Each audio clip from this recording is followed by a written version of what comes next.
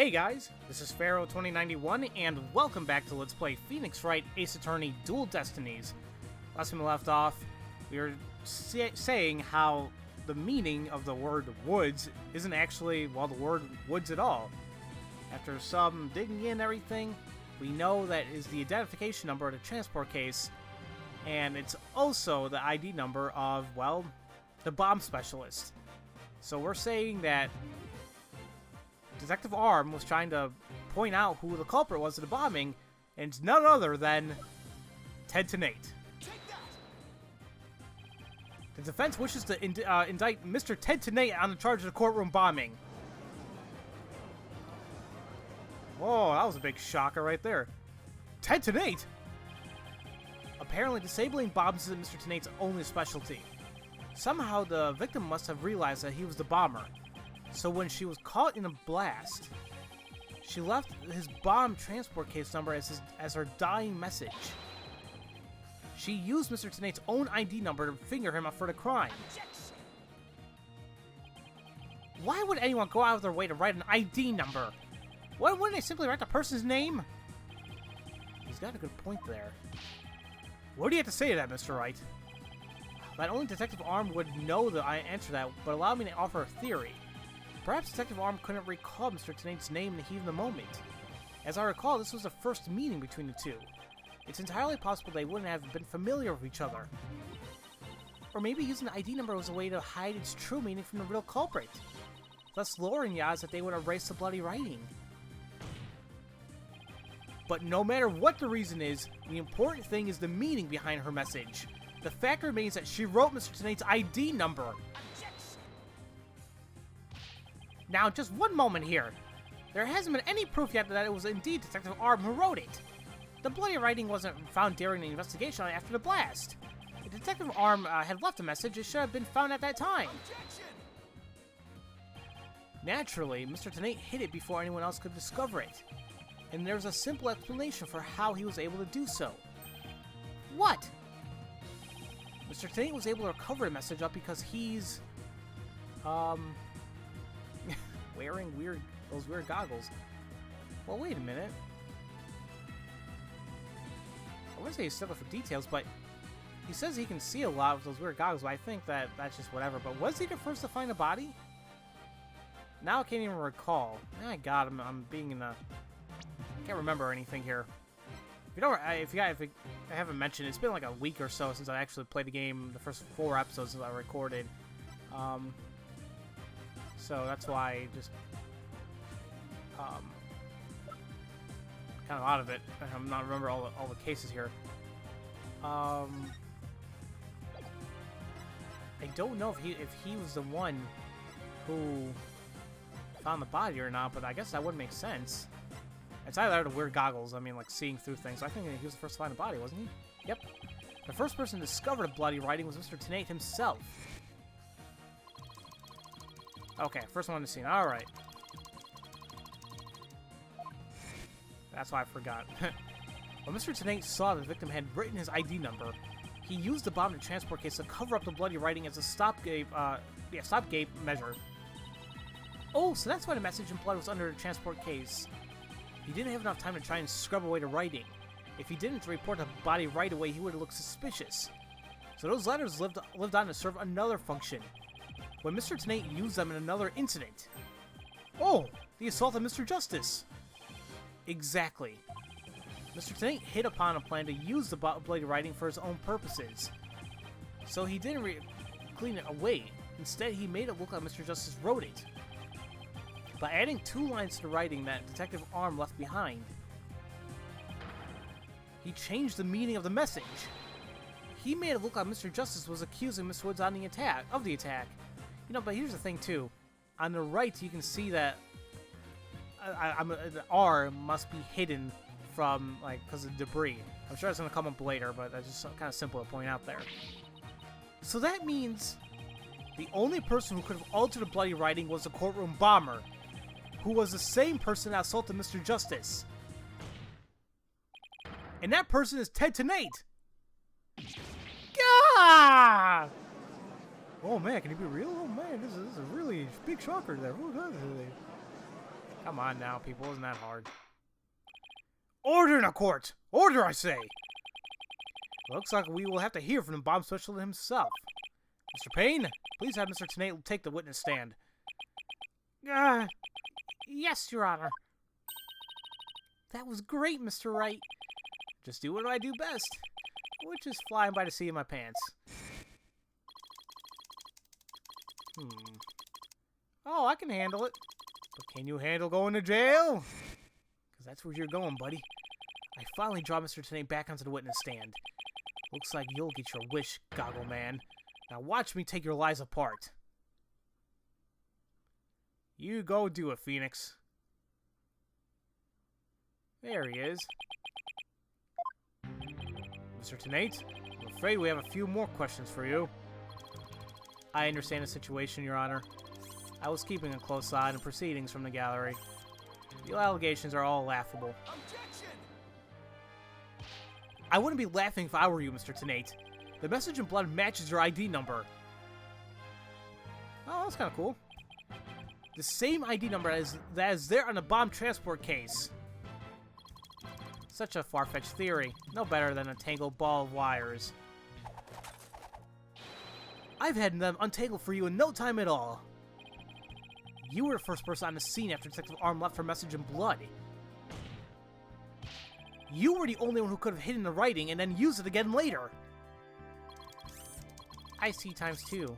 But then, let me ask you. Do you have any proof that Detective Arm wrote that message? That's a very good question. Well, do you, Mr. Wright? The best way to prove that Detective Arm wrote that message is to... yeah, the DNA. Best thing, in my opinion. Is it her blood? Then boom. And we can also check the two lines if they're Apollo's blood as well. So bam, bada bing, bada boom, boom. There you go. Your Honor, I'd request that a DNA test be performed on the blood itself.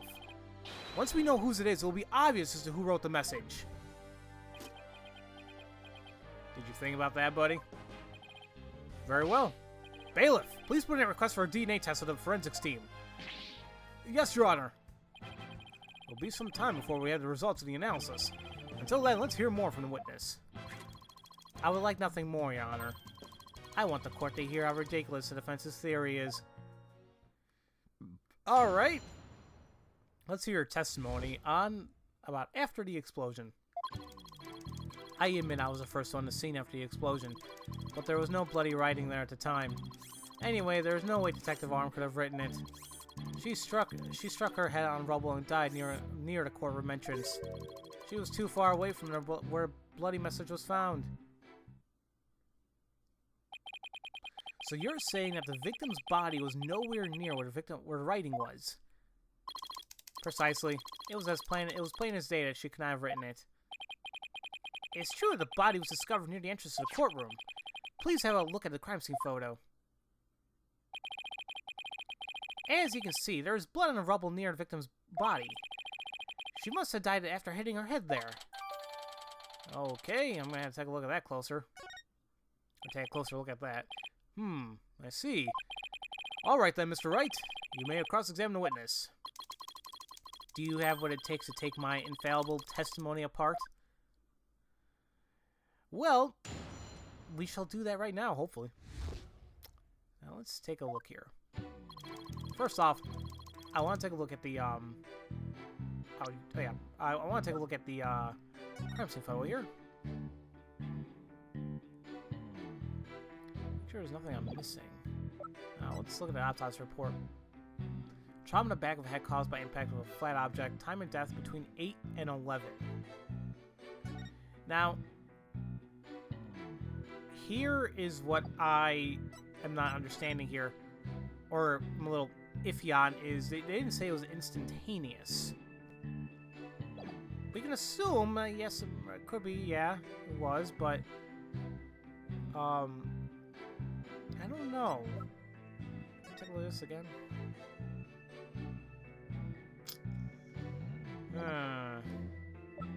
I don't know, because another thing I'm kind of thinking about here, too, is, like, we look at the,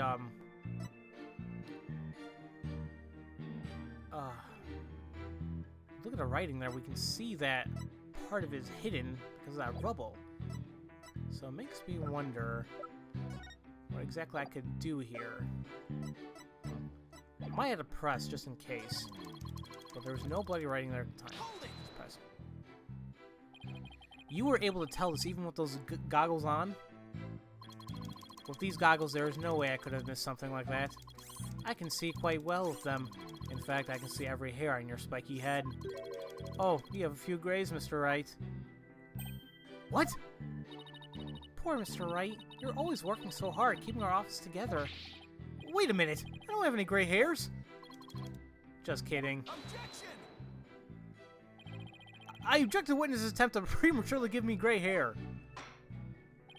Mr. Tenate, this court frowns upon untoward comments on a person's hair, or lack thereof. I'm sensing a great sorrow coming from the judge. My apologies, Your Honor. May I please continue my testimony? Alright. So, anyway, there's no way Detective Arm could have written it. She had struck her head on rubble and died near a courtroom entrance. Do you imagine she was thrown back by the force of the blast? A bomb can inflict damage not only from the explosion itself, but also substantial secondary damage from the blast wind. Detective Arm unfortunately hit her head on some rubble. It's stated in her autopsy report as well. Cause of death, trauma to the back of the head. Ah, the autopsy report. I better take another look at that. Now, do you see? Detective Arm could have not read that message. The reason for that being, she was too far away from where the bloody message was found. All right. Isn't it possible that she could have crawled to the area of the bloody message? If that were true, then how did she return to the spot near the entrance? Maybe she crawled back after writing it. Hey, did this guy just me? Would you like to get down on the floor and give us a demonstration on your theory? Huh? No, thank you. The victim's body and the writing are several yards away from each other. There's no way she could reach it. Quite a conundrum. So that means something is off somewhere. There must be a contradiction. Oh, maybe the body was moved. But that doesn't explain how blood got onto the rubble.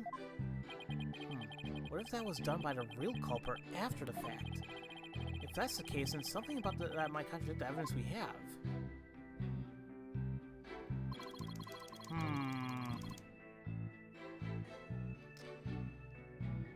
Let's see here. Did I press on this? I can't be sure. If she didn't write it, then who do you propose did? Mr. Justice, of course. Just before dying, he wrote the name of his attacker, Juniper Woods. A final message from your poor subordinate. Poor Mr. Justice. I'm starting to get all misty-eyed. Apollo's not dead, folks. So how can you be sure it was Detective Arm who wrote the message? It is very simple. I thought maybe I was going to do something. Like maybe they're going to find out that, hey, wait a minute. Oh, shoot, what the hell was I going to say? That maybe he thought he was dead when he really wasn't. Oh, crap, I did it again.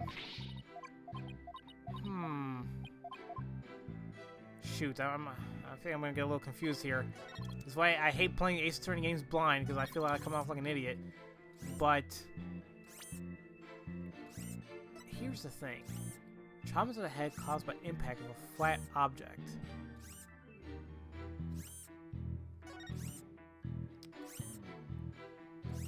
You know what? Can we safely say that the flat object was even the rubble?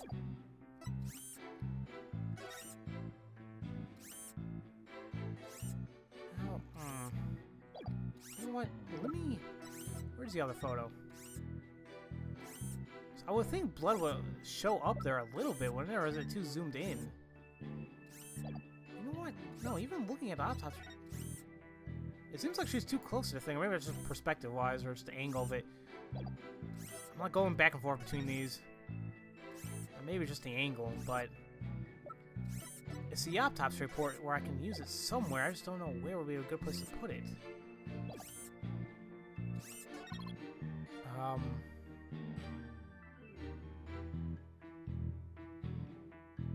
I think here, she struck her head on rubble and died near a courtroom entrance. How about we don't know for a fact that it was rubble? Objection!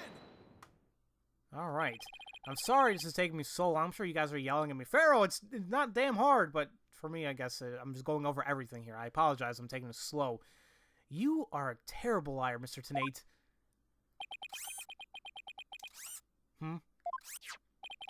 Take a look at this autopsy, especially the part about Mr. Detective Arm's head injury.